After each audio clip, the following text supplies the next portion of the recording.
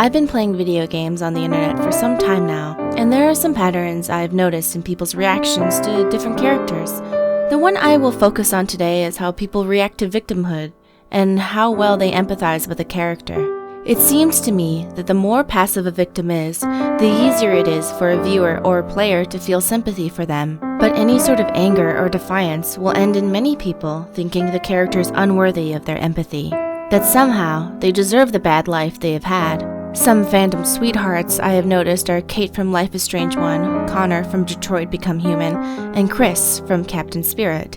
All these characters share a passive and submissive attitude even in the face of extreme abuse. And I will be honest, it does pull at my heartstrings as well. Hey, bring me a coffee, dipshit.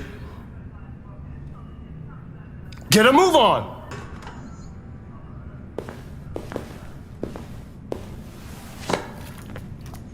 Do yourself a favor.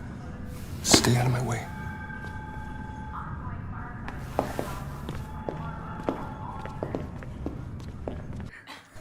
Now, can you give me an example of a photographer? Kate looks so sad and quiet today. Poor thing. Now I wish I wouldn't have read this. Hey, is your arm okay? Well, it kind of hurts a little. Really? I can give you an ice pack and maybe one of my pills.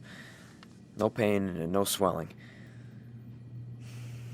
It makes me sad that that you got hurt.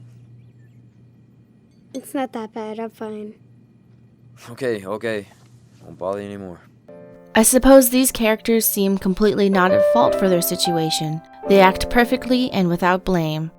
There's no possible way for us, the observer, to find a way that they deserve the bad things that are happening to them. The perfect victim.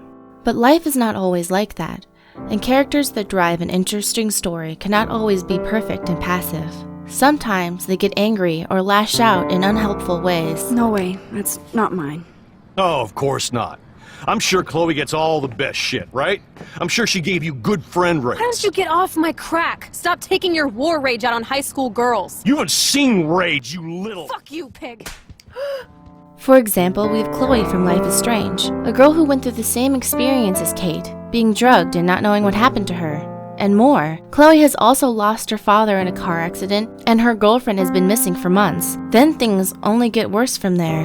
And yet their reactions to her character are largely negative, be it people saying she deserves to be physically assaulted by her stepfather, to saying she is a loser who deserves everything that's happened to her. Only when her character was softened and before the storm did people find more sympathy for her, when her trauma was fresher and more current. As if the passing of time made people blind to the pain she went through when Season 1 happened. Another similar character is Jack Zero from Mass Effect. Maybe I have a soft spot for punk girls, but many other people do not, and find her personality to be grating. Just gonna go downstairs, see how Jack is today. That crazy girl, I know she loves me though. Hey Jack, how you doing? Fuck off! Okay, we like that, you crazy bitch. Never liked you anyway. But yet again, this is a woman who has gone through things our nightmares cannot even touch. Kidnapped as a child and experimented on, forced into a child fight club, escaped and exploited physically and sexually by the first people who tried to take care of her, and finally imprisoned, then sexually assaulted in even worse ways. And yet, many people don't like her for being an angry and defensive person who pushes people away due to a lifetime of being abused and used. Many people don't even try to finish her story, which ends in her being a softer, kinder version of herself, a caretaker for others.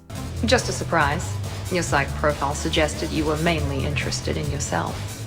You're telling me I'm only interested in myself? Oh, that's just fucking perfect.